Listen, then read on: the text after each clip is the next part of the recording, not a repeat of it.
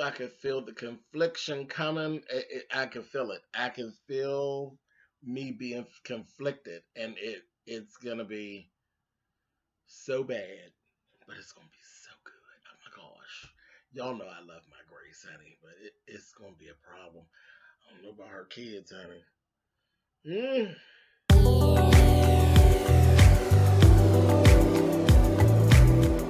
And I'm like, come on through, Cookie. I'm going up on my soapbox. That's basically it. Let's talk about drag in all its forms.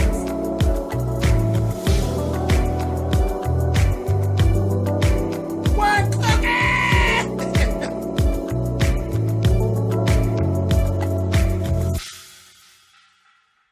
Hey guys, thanks so much for clicking on the video. This is my review for Greenleaf. Listen, this is only episode 2. I could feel the angst and the confliction just rising up in me. I'm like, oh, Grace, I don't know about your kids, honey. Y'all know I love Grace. I've loved Grace from the beginning. I do. I do. And she ain't right. She ain't never been right. But I can't do these kids that just be And we're gonna talk about it. Let's go. First things first, Charity. I'm not the only one conflicted. Charity came in there, honey, and put this whole act on for Grace. I'm so glad to have my sister, just that and the other, and poured this whole bleeding heart. And I'm so sorry about what happened last night, and I was really out of order. And I really want to be the minister of music. I just want to be on the team. All right, no problem. We know you were upset.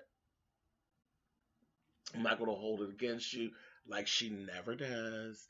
Hold any of Charity's mess against her because she's her baby sister and she treats her as such. I love Grace.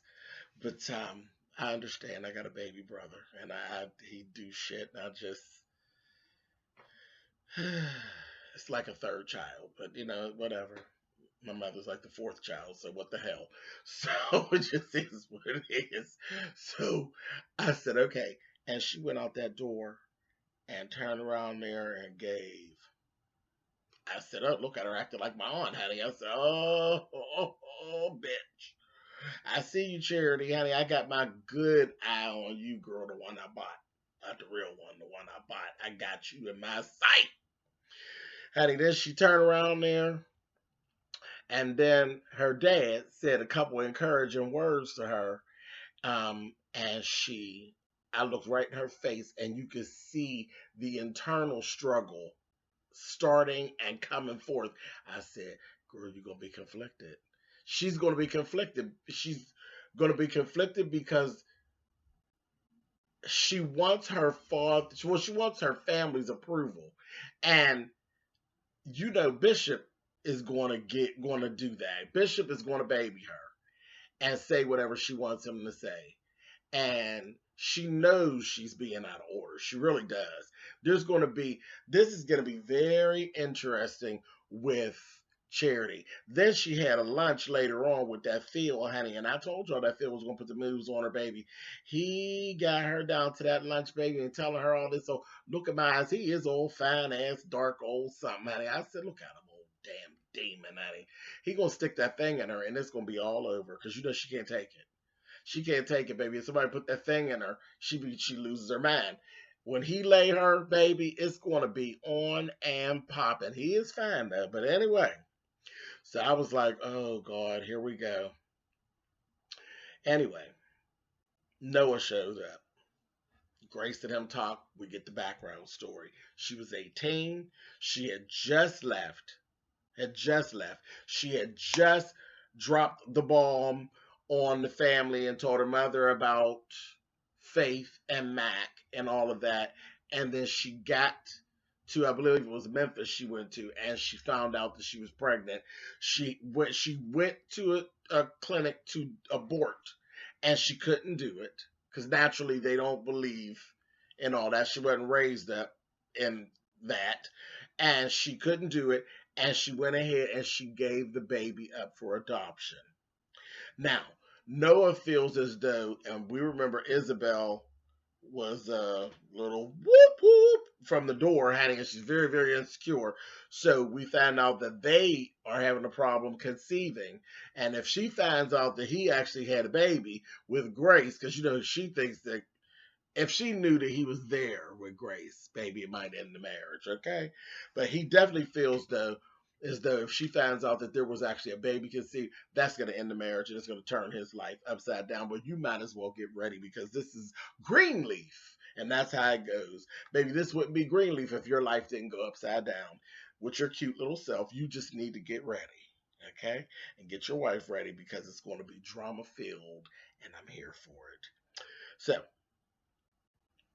AJ, which is the baby's name, he's not a baby anymore, he's 18, he's in jail. He had the file unsealed when he turned 18 and found the information out, and that's how he knows about his mother and all of that. But he's done some more research. We'll talk about that. We'll talk about that. I'm jumping ahead. Let's talk about this meeting. Phil wanted a meeting with Grace. Grace was busy, so she sent Jacob, because Jacob is her assistant pastor. So she sends Jacob. Well, it was all about a summer camp that the Greenleafs was sending the kids of the church to every year. And Phil just turned it down. And at the end of it, it all was about money, because everything at that church at H&H is all about money. Turned it down and he basically didn't want to talk to Jacob. Told him, I asked for grace. And when I ask for grace, I expect grace. I don't expect you at all. I didn't even approve of you being here. I asked for grace and I want grace. I said, okay. Jacob goes and talks to Grace. Grace was like, listen, I ain't got time for this. Set it up. I'll pay the difference with my own money. And that kind of threw Jacob off. He's like, well, wait a minute. That's kind of expensive, Grace. And she's like, uh-huh. He's shocked. She said, it's all right. I got it. Now, that's another door that we have yet to walk through because they don't know about all the money that she inherited from Lionel. Because remember, Grace got money, okay? Where the family ain't got money, baby. Grace. Lionel ran it. Grace got money, okay? So, and every time I think about how much money Grace actually has, it just breaks my heart how the brother got nothing. Like that is so awful. Every time I think about it, all because he's gay. It was literally because he was gay. He got nothing, and you used him to the very end. He literally used this boy. This boy played his role completely played his role wholeheartedly, unconditionally, took all the abuse and all of the, because he wasn't nice to him. We gather that. He wasn't nice to him, and he knew it was because he was gay, and he didn't know that he wasn't getting anything until the will reading. You literally used your child. I said, I'll stretch out and say Lionel ain't resting at the pearly gates. I just don't think so, because I just don't think that the good Lord was patting you on the back with that your last little thing. You thought you broke it up, Lionel? I bet it got broke up all right, honey. I bet it got broke up. I bet you ain't at the pearly gates sitting, honey. I bet you're not. I bet you there's no air conditioning where you are, misusing your child. He used him to the very end. He's the only one there doing everything for you. He took you all the way to the dirt. And that's how you repaid him. I said, oh, Lionel, you old bastard. Anyway, moving on. It's a whole nother conversation for another time. But anyway, so she has money. And that's a door that ain't been opened. They don't know about that. Grace, your secrets is starting to pile up, sis. Anyway, so Lady Mae took the girls out shopping, and in the midst of it, she got a text from that old nasty Connie Sykes. And Connie is a nasty bitch, honey, and told her about this overage that was left over that she owed from the day with Lady Mae. Honey, it was over $36,000. Honey, in this swanky little boutique, honey. Damn, Lady Mae took her phone, honey, and said, "The devil is a liar." And threw her phone and broke the people's mirror. I said, "Listen, bitch, you already in hawk, honey. Now you tearing up mirrors." They go, "Oh, I dropped my phone." "Where'd you drop it from? The skybox, honey?" I said, "Girl, you a hot mess." I love her. She is so over dramatic. She's so over dramatic. But anyway, so that little thing happened, baby. Did she come back to the house? Here it is. Bishop has been trying to plan a honeymoon, so he didn't got everything together for this trip to Paris. Never got a chance to tell her because she come in there steaming mad, baby. She's hot as fish grease. He follows her up there, and she's telling him kind of what's going on, and she said, "What is that in your hand?" He says, "Oh no, that's a bill from the exterminator." Listen, here she go with her one-liners, baby. She said, "Good. Tell that man I want him to get down there to that church and I want him to spray and spray and spray. And I want everything that's not supposed to be there turned feet up, starting with Connie Sykes." I said, "Oh, she called her a damn rodent." The things that aren't supposed to be there, baby. Rodents, honey. Start with Connie Sykes. I said, "Oh, my feet up, honey." I love May. A hot mess. Anyway, so we see Jacob and the little boy, the little ball player that he's gonna be working with. Cute little boy. Cute enough. I said, "Oh, here we go. Another one of these little pretty boys, honey."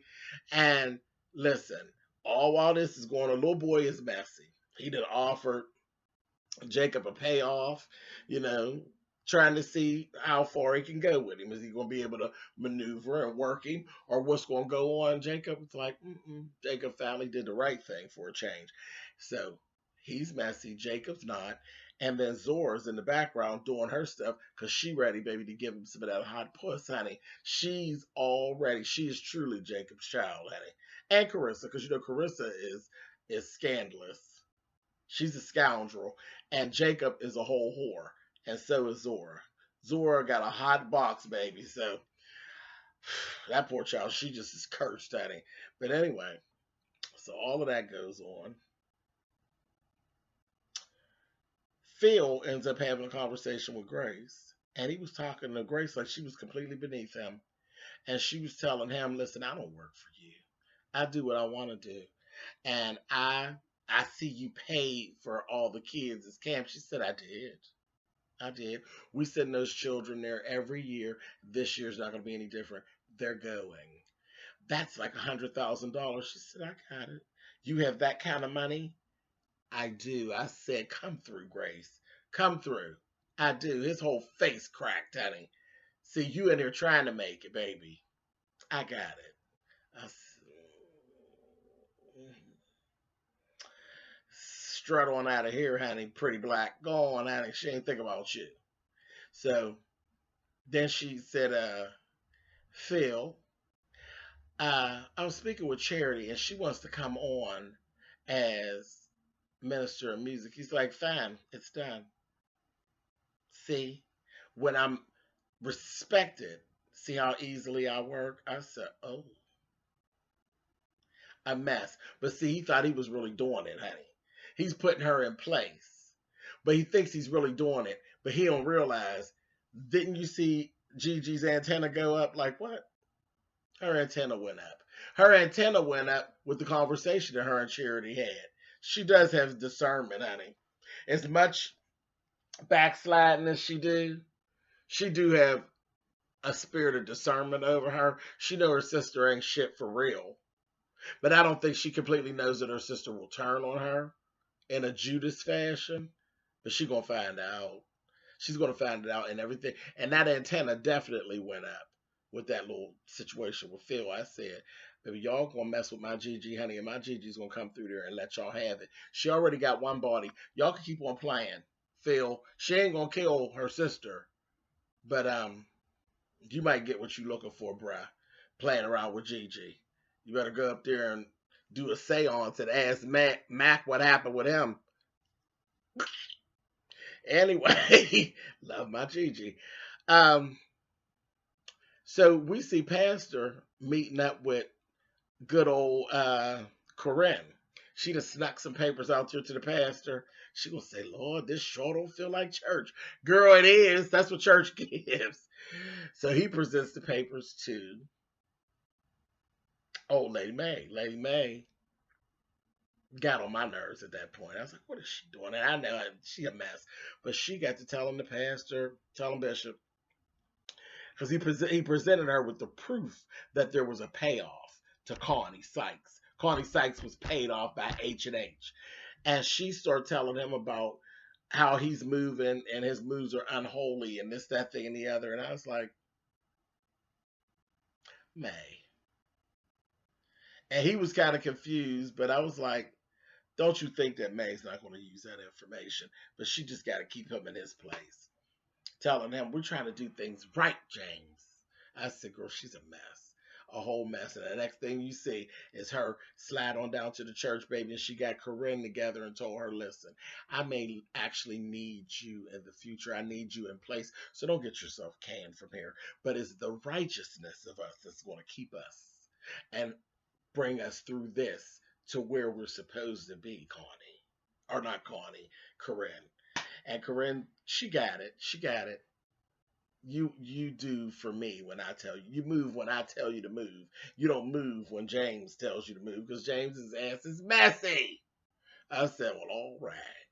So she's on top of it, but she brought the full payment, the full 36, whatever it was, and said, and make sure everybody knows that Lady May pays her debts off. This is all the money to the penny of overage that I have for a day with Lady May. I pay my debts. So she don't want none of her stuff mixed up with James, honey. I said, I knew she had something going on. We seen Carissa. She out picking out a house that she can't afford. She goes to Jacob, tells Jacob about this house. She says, well, the land that we have, that we were using for your church, it's the land. We could sell the land and get into this house. And he's like, you know what? I don't want to do that. He said, just give me a week or so to work on this and pray on this because I think something. What happened, you could see it when he was dealing with the little guy, the little basketball player. He said, his spirit got lit. You could see it. You could see it all over him. His purpose actually came into play. And I think that Jacob is on the road where God is actually talking to Jacob for real, for a change. And he said, I believe I'm onto something. I think I basically have walked into my purpose, and I'm going to need that land to actually build something good. I think I've walked into what I'm supposed to be doing. You know, I'm supposed to help kids like him. This is my lane, not following, trying to be my dad. This is my lane.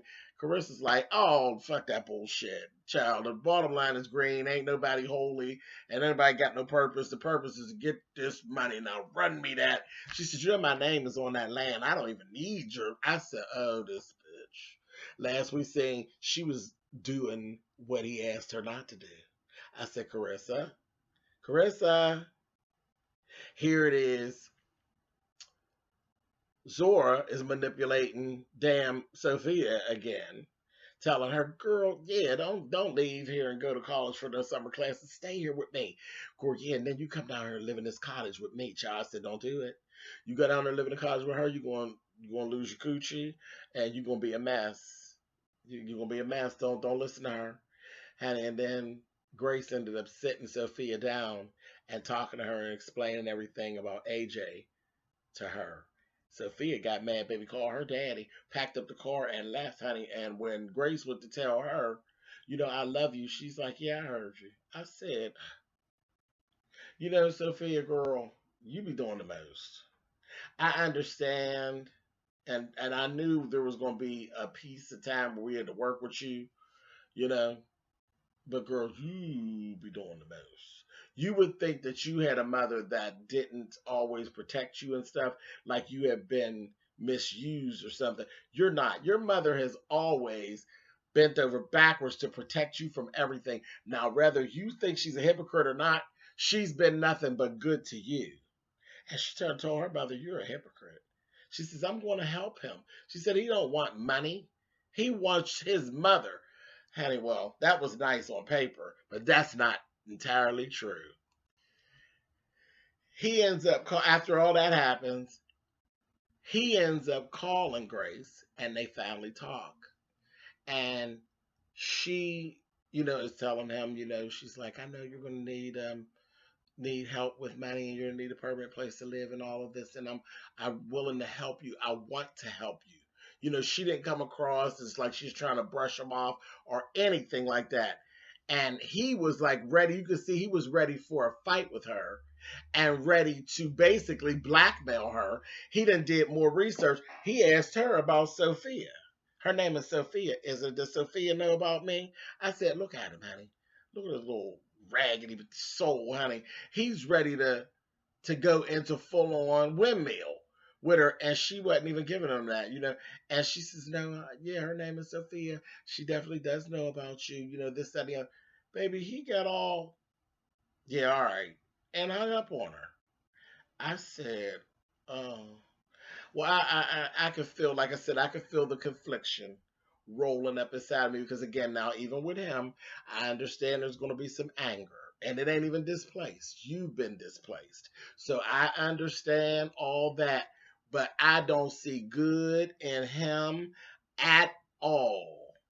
I see little street thug that talks too much, that got a chip on his shoulder and a whole bad goddamn attitude, who's going to come and be trying to burn it at both sides and putting 20 on 10 and causing a problem. Now, you don't know your mother. You don't know your mother, say, because you got a streak. You a felon. And your mama, she just ain't get charged. So you can go on and play with your mama if you want to. This is going to be interesting.